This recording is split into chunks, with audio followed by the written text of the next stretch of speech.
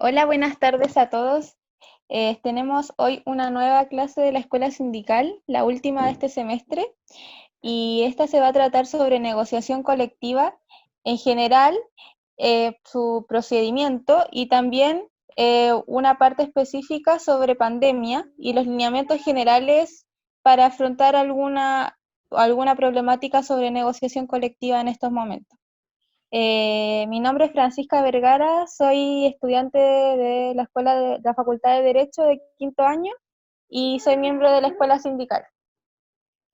Mi nombre es Gerardo Leiva, soy abogado ya, también de la misma escuela de Derecho y también soy parte de la escuela sindical, así que esperemos aclararles varias de sus dudas que tengan al respecto.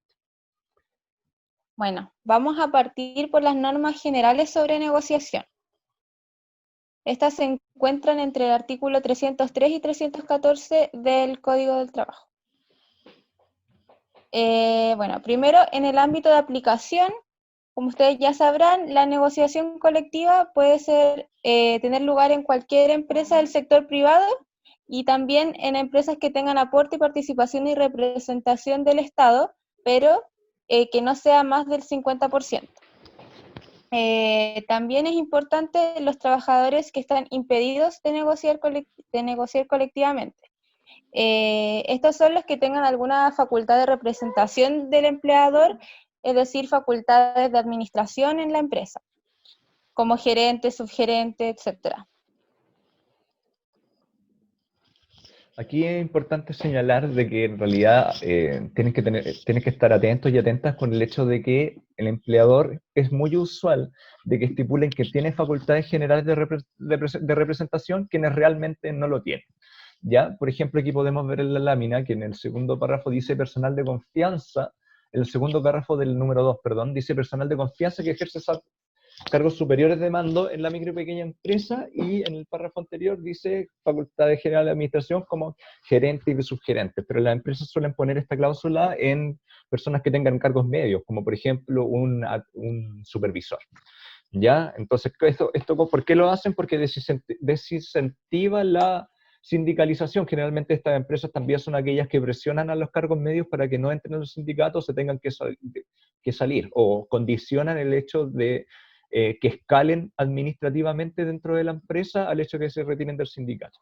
Entonces, es muy importante que tengan este punto a la vista, porque como vamos a ver más adelante con Francisca en el tema de las impugnaciones y reclamaciones luego de la presentación de un instrumento colectivo, en ese lugar probablemente les van a impugnar la nómina de trabajadores con gente que según la empresa tengan facultades de representación, pero que en la práctica no la tienen, independiente de lo que diga su contrato de trabajo.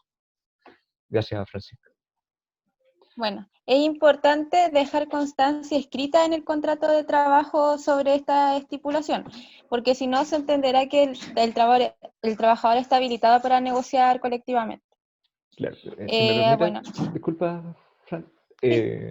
respecto a esto mismo, ahondar en lo que hablábamos recién, de que incluso aunque esté estipulado en el contrato individual del trabajador de que tiene facultades de representación, lo que va terminando en el procedimiento de impugnación y reclamaciones que probablemente se va a ver en una audiencia en la dirección del trabajo, lo que prima es el principio de primacía de la realidad. Por mucho que el trabajador o la trabajadora tenga en el contrato de trabajo que tiene facultades de representación, si es que en la práctica sus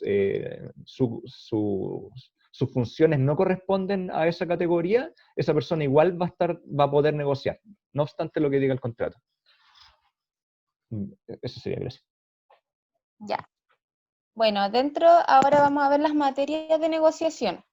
En general, lo más importante es que son cualquiera de interés común entre el trabajador y del empleador, esto es, las remuneraciones o beneficios en cualquier de especie, dinero, etcétera, y condiciones comunes de trabajo.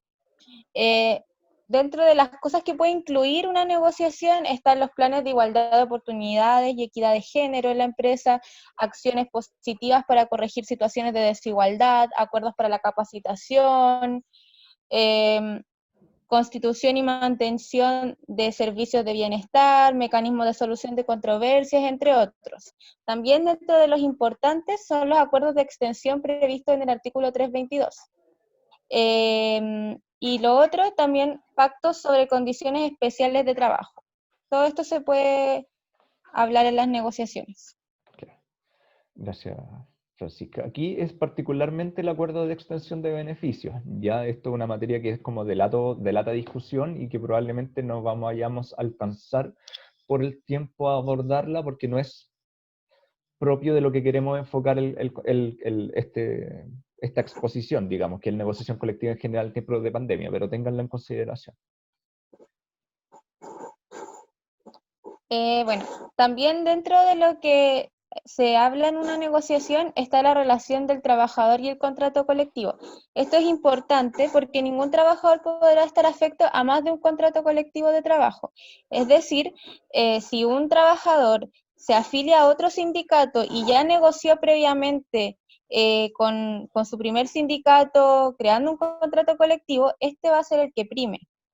Y por eso es muy relevante esta disposición. En cuanto al plazo mínimo para negociar, esto está estipulado y dice que el plazo mínimo, o sea, el plazo para microempresa y pequeña empresa será de 18 meses, para una mediana empresa de 12 meses y para una gran empresa de 6 meses. También dentro de las normas generales está el fuero de la negociación colectiva. Este se encuentra regulado en el artículo 309 y parte 10 días antes de la presentación del proyecto de contrato colectivo hasta 30 días después de la suscripción de este último, o de la fecha de notificación a las partes del fallo arbitral que se hubiera dictado. Este mismo fuero se va a mantener para los trabajadores que se afilien al sindicato en los 5 días siguientes a la presentación del contrato colectivo. ¿Desde cuándo? Desde que se comunique la afiliación del trabajador al empleador, 2 días de plazo, y hasta cuándo, hasta 30 días después de la suscripción del contrato colectivo. Es importante recordar que no se requerirá solicitar el desafuero de aquellos trabajadores con contrato a plazo fijo o por obra faena cuando dicho contrato o faena expirare dentro del periodo de la negociación.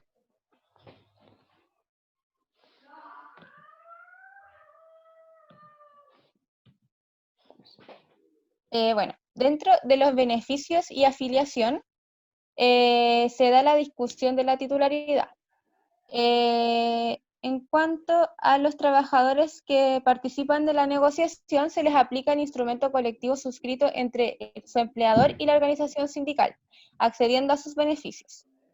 Esto reemplazará lo concerniente de los contratos individuales. En cuanto a la relación con el del contrato colectivo y el contrato individual, esta disposición es muy importante porque no se pueden suscribir acuerdos individuales tendientes a disminuir beneficios de un contrato colectivo. Es decir, posterior a la suscripción del contrato colectivo, no van a poder establecer personalmente con el empleador una disminución de beneficios. Esto solo se podrá hacer si hay un acuerdo entre el empleador y las organizaciones sindicales que lo hubieran suscrito. Bueno, y también está otra opción de negociación colectiva que es la no reglada y que se encuentra en el artículo 314. Esta establece que en cualquier momento y sin restricción de ninguna naturaleza podrán iniciarse entre uno o más empleadores y una o más organizaciones sindicales o negociaciones voluntarias, directas y sin sujeción a normas de procedimiento para convenir condiciones comunes de trabajo y remuneraciones por un tiempo determinado. Bueno, Ya, perdón. ahora vamos a hablar sobre el derecho a la información, que es muy importante porque tiene relevancia especial en tiempos de pandemia. En cuanto a los derechos de información, está la información periódica, la que se entrega anualmente, la información en la negociación colectiva propiamente tal, y la información por cargo o función, que solo se da en grandes y medianas empresas. En cuanto a la información periódica, esta se entrega anualmente, tal como dije, y la que constituirá es un balance general, el estado de resultados y los estados financieros auditados, si los tuviera. El plazo para esto son 30 días contados desde que los documentos se encuentren disponibles. Y sin embargo, esto también podrá ser requerido por los trabajadores, si es que no se da, como pasa en la práctica. También se incluye toda información de carácter público que conforme a la legislación vigente estén obligadas a poner a disposición de la Comisión para el Mercado Financiero. Y el plazo también es 30 días desde que se encuentra a disposición para la comisión.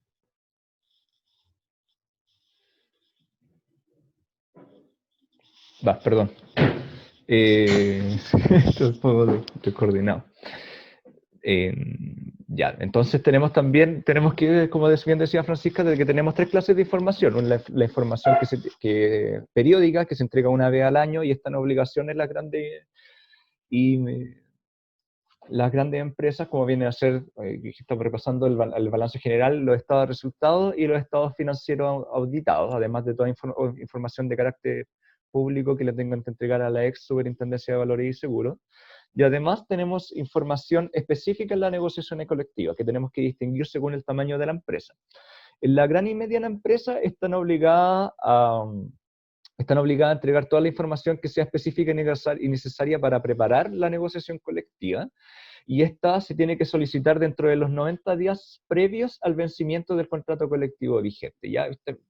Esto es un tema que yo consideré incluso que es un error de la norma, porque en realidad si tienes que presentar el proyecto en los 60 días previos, entre los 60 y 45 días previos al vencimiento del instrumento colectivo, entre el día 90 y el día 60 tendrías para solicitar la información al día 90, te la pueden entregar en 30 días, tendrías al día 60, que vendría a ser el primer día del plazo para entregar tu contrato colectivo, recién te estarían entregando la información. ¿Ya? Entonces la recomendación es siempre solicitarla mucho antes, ¿ya? Para poder utilizarla realmente para preparar el contrato colectivo y no revisarla solamente y no tenerla en consideración. ¿Cuál es la información que tiene que entregar la empresa? La primera es la planilla de las remuneraciones pagada a los trabajadores afiliados a la organización sindical que lo requiere, y con la que va a negociar. Es importante aquí señalar de que la autorización por parte del trabajador o trabajadora para que el sindicato acceda a su información personal, tiene que estar estipulada en los estatutos de la organización sindical. Si no está estipulada en los estatutos de la organización sindical, va a tener que ser solicitada a cada socio o socia al momento de presentar finalmente la solicitud de información a la empresa, por lo que en realidad va a ser muchísimo más engorroso. Ya esta información de remuneraciones tiene que estar desagregada de haberes y con detalle de ingreso a la empresa y cargo de función determinada. ¿Qué otra información tenemos derecho a solicitar previo a la negociación colectiva en la gran y mediana empresa? El valor actualizado de todos los beneficios que están en el instrumento colectivo vigente, vale decir, no sé, cuánto es el aporte para el sindicato, cuánto aporte para temas sociales o fondos de auxilio social, cuánto es el aumento de la movilización, cuánto es el aumento de la colación, etcétera. Además, los costos globales de mano de obra en los últimos 2 años, toda la información periódica de los artículos 315 y 318, siendo el 315 esta planilla que veíamos acá del balance general, los estados de resultados y los estados financieros auditados, y el 318, que es la información, esta misma clase de información, pero dentro de la micro, pequeña y mediana empresa. Y además, información que incida en la política futura de inversiones de la empresa y que no tenga a juicio de esta carácter de confidencial. En la práctica esto no llega nunca porque toda la información para la empresa va a ser confidencial. Plazo de entrega, 30 días desde el requerimiento. ¿Ya? Y respecto a la micro, pequeña y mediana empresa, que es el artículo 318 del Código del Trabajo, no vamos a poder solicitar todo, sino que vamos a poder solicitar solamente la 1, la 2 y la 3 de lo que vimos recién, vale decir, no se va a poder solicitar la información periódica y tampoco la información que sigue en las políticas futuras de la empresa. Información por cargo o función. ¿Ya? Las grandes empresas deberán entregar a los sindicatos que lo soliciten, o sea, no que lo soliciten, de hecho una vez, porque tienen la obligación de entregarlo una vez al año, la información sobre las remuneraciones asignadas a cada uno de los trabajadores por diversos cargos o funciones. Ya esto es importante porque en el reglamento interno tiene que estar establecido para las grandes empresas que ellos tienen que establecer respecto a cada cargo o función que tenga 5 más trabajadores o trabajadoras, debe hacer pública la remuneración independiente de que ésta se entregue innominada. Yo no voy a saber cuánto gana cada persona, pero sí voy a poder saber cuánto es la remuneración por el cargo. ¿Ya? Las fechas también son 30 días siguientes a que haya sido requerida.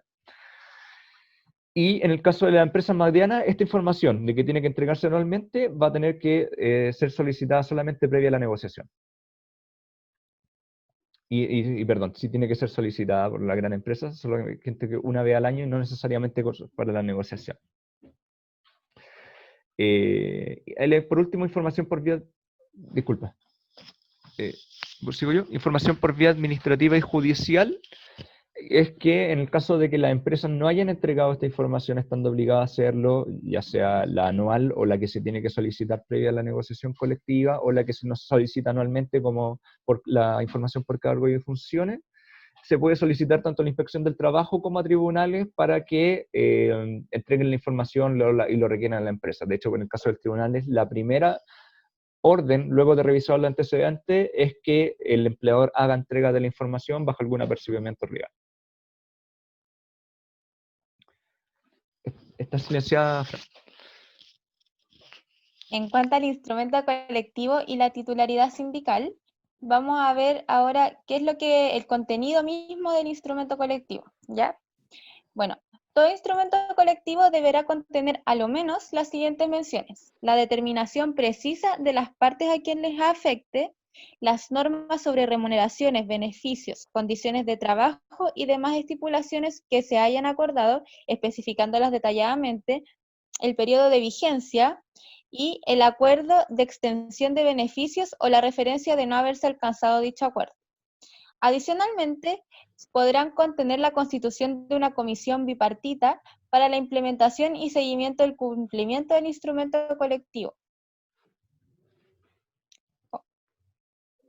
Ya, en cuanto a la extensión de beneficios, que es lo que hablamos antes, las partes acordarán la aplicación general o parcial de sus estipulaciones a toda parte de los trabajadores de la empresa o establecimientos de empresas sin afiliación sindical. Importante que para acceder a los beneficios, dichos trabajadores deberán aceptar la extensión y obligarse a pagar todo o parte de la cuota ordinaria de la organización sindical, según lo establezca el acuerdo. Sin perjuicio de lo anterior, el empleador podrá aplicar a todos los trabajadores de la empresa las cláusulas pactadas de reajuste de remuneraciones conforme a la variación del índice de precios del consumidor, determinado por el Instituto Nacional de Estadísticas o el que haga sus veces, siempre que dicho reajuste haya contemplado en su respuesta al proyecto del contrato colectivo. Si me permiten aquí complementar lo que bien decía Francisca, esto haciendo el nexo, a pesar de que no va a ser lo medular y no se puede extender latamente respecto a la extensión de beneficio, ¿qué es lo importante que tengan en consideración aquí? El cambio desde la ley antigua a la ley nueva. Antes de la reforma laboral que entró en vigencia en abril del 2017, la extensión de beneficios era una facultad unilateral del empleador. Él le determinaba a quién le extendía y siempre tenía que pagar el 75% de la cuota sindical.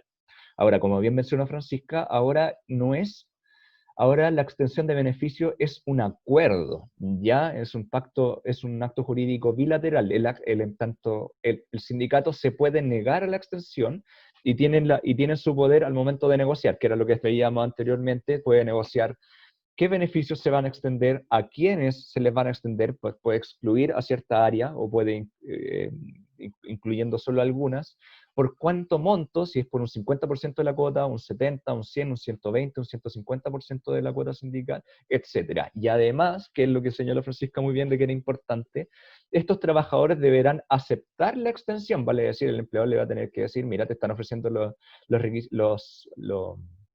te están ofreciendo que te extendamos los beneficios del sindicato A, ¿quieres? Las condiciones son estas, pagar X porcentaje de la cuota, etcétera. Esto es importante que lo sepan, ¿por qué? Porque realmente las empresas no lo hacen, o sea, es muy usual que luego de terminado un procedimiento de negociación colectiva, las empresas extiendan los beneficios unilateralmente y ni siquiera paguen cuotas, ¿ya? Entonces aquí esto es una práctica antisindical por mandato expreso de la ley. Si ustedes le están extendiendo beneficios y ustedes no lo acordaron o no les están pagando la cuota respectiva, ¿ya? Porque acuerden que que pueden determinar una cuota, lo que afecta el patrimonio del sindicato también, para que lo tengan en consideración. Gracias, Francisco.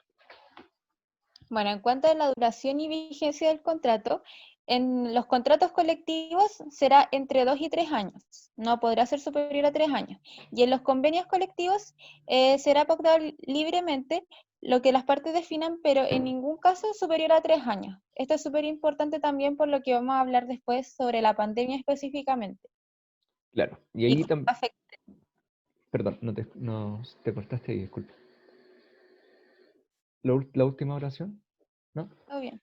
Todo bien. Los contratos colectivos, lo importante acá es que hay un cambio. Antes podían ser de 2 a 4 años, ahora son de 2 a 3 años. En realidad dice de 24 meses a 36 meses, ¿ya? Y es importante, como dice Francisca, por lo que vamos a ver más adelante, porque una de las opciones que nosotros vamos a ver para poder no negociar, digamos, porque actualmente el ámbito económico no está muy bien como para negociar, no le conviene a los sindicatos, es extender la vigencia del contrato colectivo actual, pero nunca va a poder exceder estos 3 años debido a la a norma expresa, como bien dijo Francisca. Bueno, por último, está la ultraactividad del instrumento colectivo. Esto quiere decir que va a seguir vigente pese a que ya haya terminado su plazo. Bueno, extinguido el instrumento colectivo, sus cláusulas subsistirán como integrantes de los contratos individuales de los respectivos trabajadores afectos. Esto quiere decir que si la organización no suscribe un nuevo instrumento colectivo, los logros que hayan tenido se van a mantener en sus contratos individuales. La excepción a esta regla son la reajustabilidad pactada tanto de las remuneraciones como de los demás beneficios convenidos en dinero, los incrementos reales pactados y los derechos y obligaciones que solo pueden ejercerse o cumplirse colectivamente y los pactos sobre condiciones especiales de trabajo. Bueno, ahora sobre el procedimiento de negociación colectiva, que también es una parte reglamentaria, o sea, regulatoria. Las reglas generales de lo que tiene que contener un contrato colectivo se encuentran en el artículo 328 del Código del Trabajo. Y estas son las cláusulas que se proponen. Se podrá explicar sus fundamentos y acompañar los antecedentes que le dan sustento. La vigencia ofrecida, que va a ir entre 2 o 3 años, la individualización de la comisión negociadora sindical, que es decir, quiénes son, el domicilio físico y electrónico del sindicato, que es súper relevante también porque ahí se le va a enviar toda la información a ese correo electrónico, y también la nómina de trabajadores afiliados al sindicato, que también es súper relevante para las impugnaciones que se den por cualquier problema de alguien que no se haya contemplado. También estará la presentación y negativa del empleador a recibir. Debe enviarse copia a la DT dentro de los 5 días desde su presentación. Si el empleador se niega a recibir el proyecto, dentro de 3 días se debe solicitar a la DT que lo notifique. También la afiliación sindical durante la negociación. Esto quiere decir, pueden afiliarse para integrar la negociación solo hasta 5 días de presentado el proyecto, para formar parte del instrumento colectivo.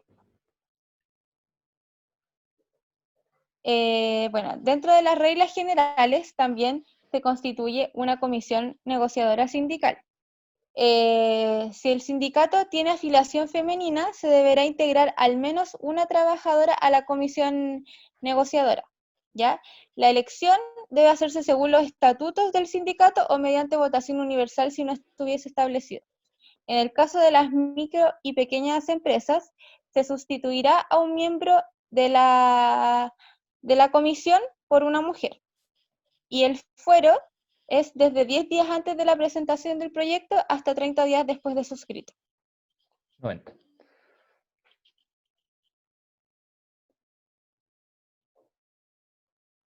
Ya, en cuanto a la oportunidad para presentar el proyecto y el plazo de negociación, hay que distinguir si el sindicato tiene instrumento colectivo vigente o no. En caso de que no tenga un instrumento colectivo vigente, podrá ser en cualquier tiempo, respetando el plazo mínimo para negociar, que era el que hablábamos antes, que iba entre 6, 18 meses, etc.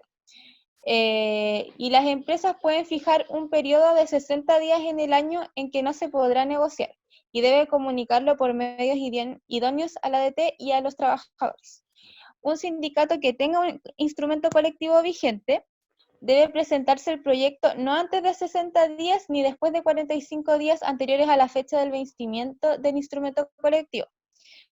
Y en caso de que no se presente el proyecto o se presente tardíamente, el instrumento colectivo vigente subsiste en los contratos individuales, como lo habíamos dicho antes, salvo las excepciones que hablamos sobre reajustabilidad de remuneraciones, incremento real pactado y derechos y obligaciones que solo puedan ejercerse colectivamente. En cuanto a la respuesta del empleador al proyecto, esta debe entregarse a un integrante de la comisión negociadora sindical y remitirse al mail del sindicato, que fue lo que hablamos antes, dentro de 10 días siguientes a la presentación del proyecto y que se puede prorrogar de común acuerdo por 10 días más. El mínimo de la respuesta del empleador es súper importante también por lo que vamos a hablar de pandemia. En general debe responderse sobre todas las cláusulas del proyecto y la empresa podrá fundamentar su propuesta acompañando antecedentes que la sustenten. Y, muy importante, el piso mínimo de negociación.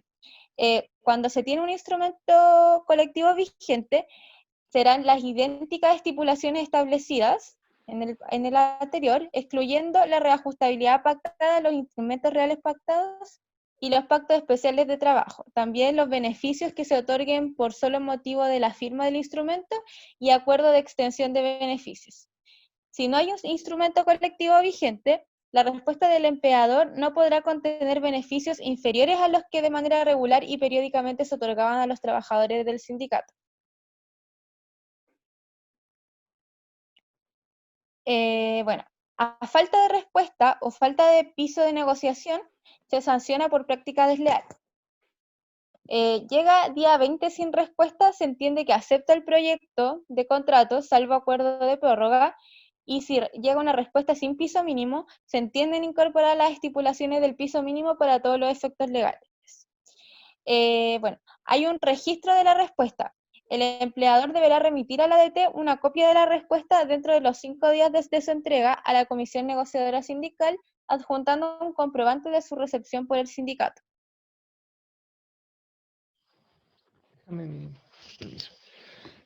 Ya, ahora vamos a ver un parte que es procedimentalmente un poco fome, digamos, pero vamos a tratar de enfocarnos en el tema de por qué es importante la parte de las impugnaciones y reclamaciones. ¿Ya? ¿Qué es lo que pasa en esta parte? Una vez que nosotros presentamos el proyecto colectivo a la empresa tiene 10 días, como bien dijo Francisca, para respondernos y nos va a decir, oye, ¿sabes qué? En su respuesta nos va a decir, oye, ¿sabes qué? Esta cláusula está mal porque, por ejemplo, no sé, contradice el orden público, no puede ir, y eso es la parte de las impugnaciones, o sea, de las reclamaciones, o nos puede impugnar aparte a personas que estén en la nómina, ya que nosotros le hayamos juntado. ¿Qué es lo que no se puede impugnar? Estipulaciones que limiten o restrinjan el poder de dirección y de mando del empleador. ¿Qué es lo que generalmente no impugnan?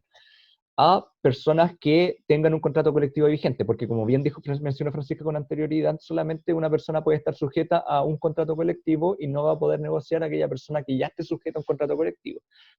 Uno de ejemplos sería, yo soy miembro del sindicato 1, pero resulta que el año pasado era miembro del sindicato 2 y negocié con el 2. Entonces ahora me cambié con mi contrato colectivo vigente y por lo tanto no puedo negociar. Dos, típica y con la que tienen que tener mucho ojo, las personas con facultades de administración, que es lo que conversamos delante con Francisca.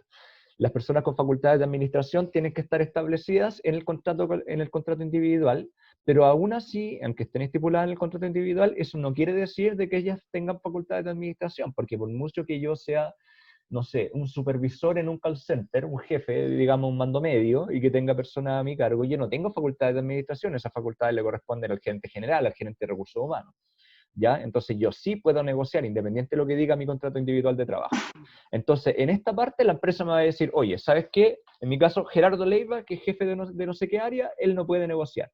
Y como sindicato vamos a tener que utilizar este procedimiento para luego ir a una audiencia en la dirección del trabajo, donde vamos a presentar cada parte de nuestros descargos y ella va a terminar dictaminando, ¿ya? Entonces, tenemos que la empresa tiene que formular sus impugnaciones y los antecedentes que fundamenten la misma, generalmente, por ejemplo, en el caso de alguien con facultad de administración, va a juntar el contrato de trabajo en su respuesta.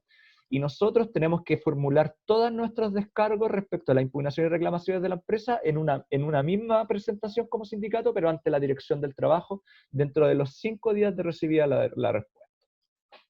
Dentro de 5 días más, la dirección del trabajo va a citar a una audiencia en que ambas partes tienen que acudir con su antecedente y la DT va a tratar de que lleguemos a un acuerdo. Si no hay acuerdo, va a determinar, dentro de 5 días tiene que resolver, diciendo, oye, ¿sabes qué? Esta persona sí estuvo bien que lo hubieran sacado, esta persona estuvo mal que lo hubieran sacado, y ante eso podemos entablar un recurso de reposición, digamos, como para decir si es que no estamos de acuerdo con la dirección del trabajo.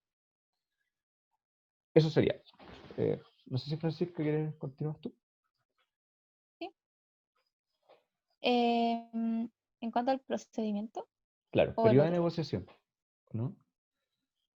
Sí, ya. Bueno, en cuanto al periodo de negociación, eh, la mesa negociadora, desde la respuesta de la empresa, puede reunirse todas las veces que estime necesario, sin sujeción a ningún tipo de formalidad. Y también se podrá acordar rebajar el piso de negociación por condiciones económicas. En cuanto al derecho a la suscripción del piso de negociación, en cualquier fase de la negociación, la comisión negociadora podrá ponerle término comunicando por escrito a la empresa la decisión de suscribir un contrato colectivo basado en el piso de la negociación. La empresa no puede negarse, salvo que se haya acordado la rebaja, y durará 18 meses. Esto quiere decir que cuando le esté yendo mal, los trabajadores pueden decidir que van a continuar con su piso mínimo, ¿ya? En cuanto al derecho a solicitar reunión de asistencia técnica, solo en micro y pequeña empresa, mediana solo podrá, en la primera negociación, podrá solicitarse a la ADT una reunión que informe las reglas de la negociación, a modo de guía. Y también se podrá dar una mediación voluntaria. Vencido el plazo de respuesta y durante todo el proceso de negociación, las partes podrán de común acuerdo solicitar una mediación de la ADT, lo que antes se llamaba los buenos oficios. Gracias, Francisca. Aquí, para complementar un poco, en el punto 2 de derecho a suscripción del piso de negociación, esto es muy importante, lo vamos a volver a ver más adelante, porque como bien decía Francisca, es como nuestra puerta de salida. O sea, lo que nosotros hacemos es sujetarnos al piso, que ya vimos cuál iba a ser el piso de negociación y que variaba según si había instrumento colectivo vigente o no hay instrumento colectivo vigente. Si hay instrumento colectivo vigente, viene a ser más o menos el contrato colectivo anterior, más las estipulaciones, exceptuando ciertas estipulaciones como incremento real pactado, reajuste, etc. ¿Qué es lo importante aquí? ¿A qué yo le llamaría más importancia? Es tenerlo siempre presente si es que nuestra negociación no está volviendo mal. Nosotros nos vamos al piso y lo que hacemos, perdiendo estas cositas, que viene a ser, por ejemplo, el reajuste, el incremento real, vamos a tener un contrato colectivo de 18 meses, los que son 6 meses menos a los 24 que es el plazo mínimo de una negociación. Ojo también con el párrafo 2 del artículo 1, lo del se podrá acordar rebajar el piso de negociación en condiciones económicas. Ya la Dirección del Trabajo emitió un dictamen hace un tiempo atrás recalcando esto. Es importante que ustedes no se dejen llevar por las presiones de la empresa, a no ser que tengan un conocimiento real de que la empresa se está cayendo a pedazos y que si ustedes no le bajan el piso de negociación va a quebrar y no les va a alcanzar siquiera que les paguen los finiquitos, incluso con sus preferencias de crédito. Ahí se la pueden empezar a pensar, pero si no, no se dejen llevar por las presiones de la empresa que va a querer que rebajen el piso de negociación, porque esta precisamente es la herramienta para salirnos de una mala negociación. No tendría sentido bajar todavía más el piso y quedar con una negociación pésima. ¿Ya? Respecto a la parte de la mediación voluntaria, ¿por qué es importante la mediación voluntaria? Porque nos extiende el periodo para negociar 5 o 10 días y lo que nos va a permitir, según si lo prorrogamos o no, y lo que hace es aumentar el riesgo para ambas partes, pero más para la empresa, digamos. Como le aumenta el riesgo a la empresa, es más probable de que diciendo coloquialmente, vaya a soltar más plata. Ya la mayoría de las negociaciones colectivas van a quedar en un muy buen punto terminando la mediación voluntaria, independiente que la dirección del trabajo no diga nada. O sea, la dirección va a ir con su funcionario o funcionaria, van a tratar de sentar acuerdos, pero independiente de que no haya voluntad de acuerdo, en la práctica, como ya están tan cercanos a la huelga, esta es la ventanita por la que llegan la mayoría de los beneficios. Y ustedes corren la carrera hasta el final, digamos. Si terminan los 5 días, piden la prórroga ya hasta el día 10º, porque ustedes, recuerden, siempre se pueden sujetar, incluso una vez iniciada la huelga, al piso de la negociación, que vendría a ser su puerta de salida. Eso, ya. Y ahora vendría la negociación colectiva Sí. en tiempos de pandemia. Vamos a partir con un tema más macro y económico. Si es que le conviene al sindicato o no le conviene negociar en este momento, por regla general, yo diría incluso generalísima, no. Ya el escenario económico global es muy malo en términos financieros, bueno, económicos, valga la redundancia, incluso, por ejemplo, según el informe de política monetaria del Banco Central, que es uno de los informes más importantes con los que se mide como la salud de una economía, se proyecta que Chile va a haber una contracción entre un 7,5 y un 5,5%, que es la mayor de entre todos los 35 años, va a haber una recesión importante. Entonces, el clima es de incertidumbre económica, y aquí, independiente de que, por ejemplo, hay empresas a las que esto les pegó duro y que van a tener muy poca capacidad financiera para aumentar su carga, digamos, ¿ya? Entonces, a esas probablemente nos vaya a ir mal negociando, pero aún y cuando la empresa en la que estemos no le haya sido particularmente afectada de forma directa por la pandemia, como la incertidumbre económica es tal, de todas formas no va a ir con el mejor ánimo para negociar. Las negociaciones de este año van a ser peores que las del año pasado y peores que las del año que viene, por regla general, a no ser que mi empresa se dedique, no sé, a la venta de productos por internet, en que le está yendo excelente. Aún, exceptuando situaciones muy particulares, el ambiente no está para trabajar. O sea, para trabajar, para negociar, se me salió el alma.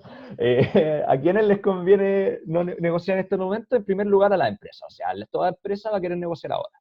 ¿Por qué? Porque va a poder, todos los beneficios que se habían ido ganando los va a querer dejar al mínimo, o incluso, si es que ustedes se los permiten, bajar el piso de la negociación, ¿ya? Entonces la empresa aquí te van a presentar todo el mismo que estábamos hablando antes: la incertidumbre económica, el mercado financiero, cuánto cuánto han venido perdiendo desde el año pasado, que el estallido social. Van a llorar la carta totalmente, entonces, y además van a tener buenos fundamentos para ello. Entonces la empresa, genial que negocien ahora. Puede ser un buen momento para negociar para aquellos sindicatos que su giro principal se hayan visto beneficiados por la pandemia, como pueden ser los que venden por internet, por ejemplo, como un ejemplo muy simple, y también aquellos sindicatos de que no pueden parar la negociación ya, o que están muy animados porque habían sido buenos años anteriores, podrían negociar, pero tener en cuenta igual es su poder real. O sea, si es que tienen un gran porcentaje de representatividad dentro de los trabajadores y trabajadoras de la empresa, si es que tienen fondos de huelga, si es que tienen para una eventual huelga, control sobre ciertas áreas productivas de la empresa, o áreas completas de la cadena productiva o de la cadena de servicio, etcétera, ¿ya? Y si es que ya estamos negociando, ¿a qué es lo que tenemos que darle prioridad? O es que si vamos a negociar con cercanía, lo primero es la información financiera que ya con Francisca expusimos laramente. Ya eso es importantísimo para que podamos distinguir si todo lo que nos va a decir la empresa respecto a su situación financiera es real o es por contagio, porque si la economía está mal, va a decir, no, está todo mal, pero a lo mejor a la empresa le ha ido súper bien.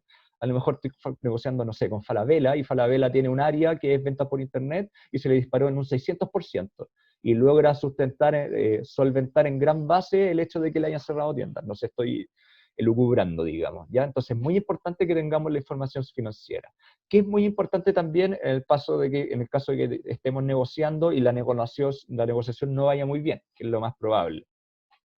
Cerrar el contrato colectivo a 24 meses, el menor posible. Y ahí tenemos muy buenos argumentos, porque van a ser los mismos argumentos que nos va a dar la empresa. O sea, la empresa nos va a hablar de incertidumbre, nosotros también le hablamos de incertidumbre. O sea, nosotros vamos a entender tus necesidades, tú entiendes también las necesidades nuestras. No podemos cerrar un contrato colectivo a 36 meses si es que las condiciones económicas actuales, porque esto se proyecta de que va a haber un alto crecimiento, no sé, alrededor del 4% en los próximos 2 años, porque la pandemia está sujeta a una situación particular, digamos, perdón, la recesión económica está sujeta a una situación particular, que es la pandemia.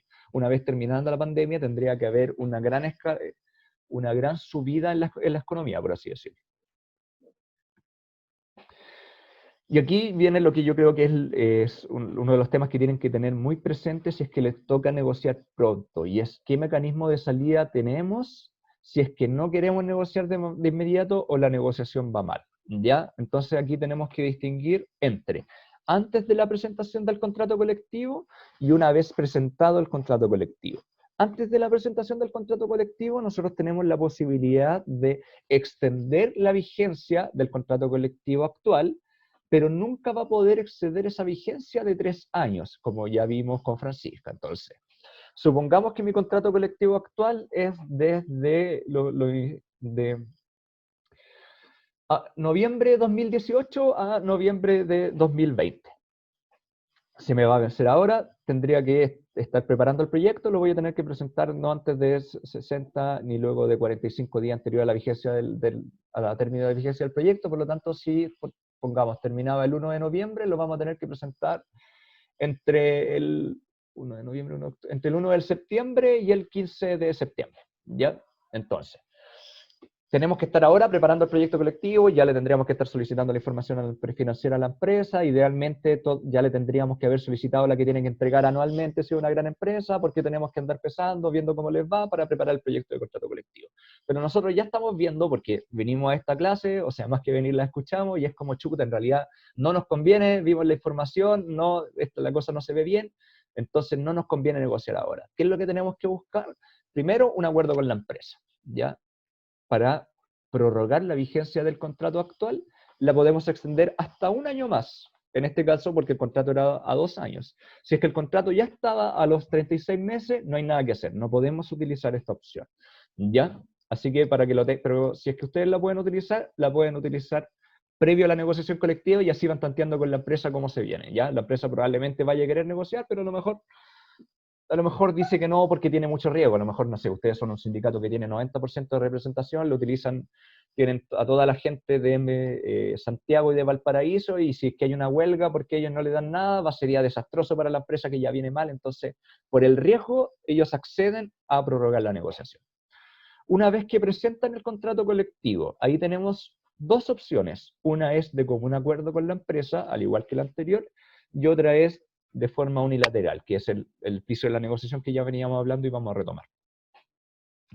De común acuerdo con la empresa, ¿cómo se hace esto? Lo que tienen que hacer es prorrogar la fecha de votación de la huelga, ¿ya? Esto está en el artículo 348, inciso tercero del Código del Trabajo. Entonces, al prorrogar la vigencia de la votación de la huelga, lo que hacen es prorrogar la negociación colectiva arreglada, y de pleno derecho se prorroga la vigencia también del contrato colectivo actual mientras dure la prórroga de la votación de la huelga. Entonces, volvemos al ejemplo anterior. Nosotros ya estamos negociando este contrato, teníamos que presentar el proyecto ahora, digamos, en vez de presentarlo en octubre o el 1 de noviembre, que era el ejemplo, lo teníamos que presentar ahora el 1 de julio. Nosotros ya presentamos el proyecto el 1 de julio y la empresa ya nos dio su respuesta, que fue un glorioso no a todo. Y nosotros estamos viendo, oye, sí, la verdad es que nos llegó un poquito la información financiera, la cuestión no va bien, no nos conviene negociar ahora, la empresa tampoco le conviene negociar y tenemos que llegar a un acuerdo. ¿Qué hacemos? Prorrogamos la votación de la huelga 6 meses más, un año más, y mientras todo este periodo, durante todo ese periodo se va a extender la vigencia de nuestro contrato colectivo, que si lo presentamos el 1 de julio podría ser el 1 de agosto, el 1 de septiembre. ¿Ya? ¿Qué pros tiene esta situación y que ojalá se le pase a las empresas porque vaya sería más o menos un golazo? Es el hecho de que por disposición expresa de la ley, vale decir el 309, inciso primero del Código del Trabajo, el fuero de la negociación colectiva dura desde 10 días antes de la presentación del proyecto hasta 30 días después de su suscripción. Por lo tanto, si nosotros extendemos el periodo de negociación 6 meses, 9 meses, un año, el fuero de todos los trabajadores incluidos en la nómina se extendería a esos 6 meses, 9 meses, un año hasta la suscripción. ¿Ya? Entonces ese es un elemento también para tener en cuenta. Además, esta opción ha sido promovida por la Dirección del Trabajo. De hecho, esta en su orden de servicio número 1 del 16 de marzo de 2020 instruyó al personal a que promoviera los acuerdos de ampliación de la negociación colectiva utilizando los términos de los que hablamos recientemente, ¿ya? Aquí también es importante tener presente de que ese mismo orden de servicio, disculpen, establece cuál es un modelo del acta, que la adjuntamos aquí también en la presentación de PowerPoint, y además uno de esos actas lo que tiene que hacer es mandarle a la dirección del trabajo una carta notificando este acuerdo al que llegaste con el empleador. Y aquí tenemos un modelo de la carta, ya por si lo quieren utilizar. Entonces, por último, ¿cuál es nuestra tercera modalidad? Teníamos una modalidad que es como un acuerdo con la empresa previo a la presentación del proyecto colectivo y que implica extender la vigencia del anterior, no puede ser mayor a 3 años. Tenemos la presentación, una vez presentado el proyecto de contrato colectivo, también de común acuerdo de la empresa, prorrogar la votación de la huelga y por ende se va a prorrogar la vigencia del contrato colectivo.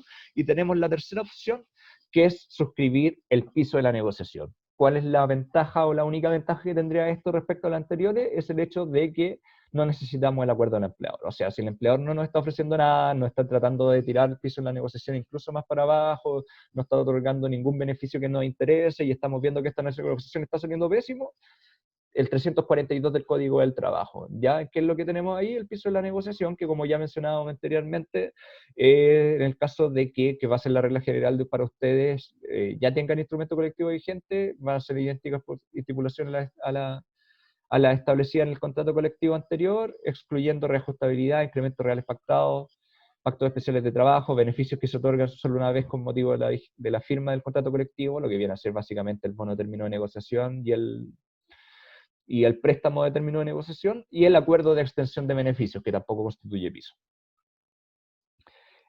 No sé Bueno. si quieres complementar algo, Francisca.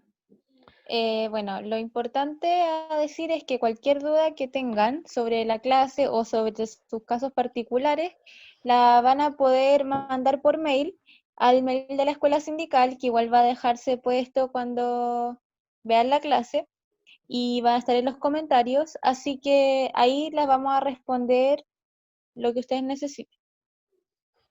Gracias, Francisca.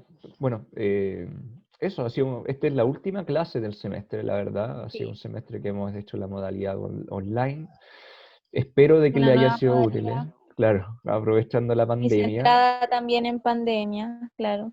Claro, ha sido un semestre express, digamos, de que el curso de Derecho de Negociación Colectiva, digamos, abarca prácticamente todo un semestre, viendo obviamente también organizaciones sindicales, o sea, el derecho a la información es prácticamente una clase completa, entonces aquí comprimimos lo más fundamental y además dimos algunos tips en el caso de que tienen que negociar ahora, así que cualquier cosa, consultas al correo y nada, nos estaremos viendo el próximo semestre, ¿no?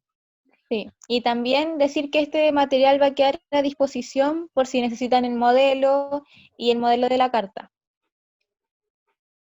Claro, la página de la escuela sindical es escuelasindical.org, así que ahí van a poder apreciar, van a poder tener acceso al correo propiamente tal. Eso, ha Sí, sido un gusto en realidad. sí, ha sido un gusto. Así que nos estaríamos viendo el próximo semestre. Un Nos abrazo vemos grande con más y a clases cuidarse. y ojalá sin pandemia. Muchas gracias a todos. Chao. Chao.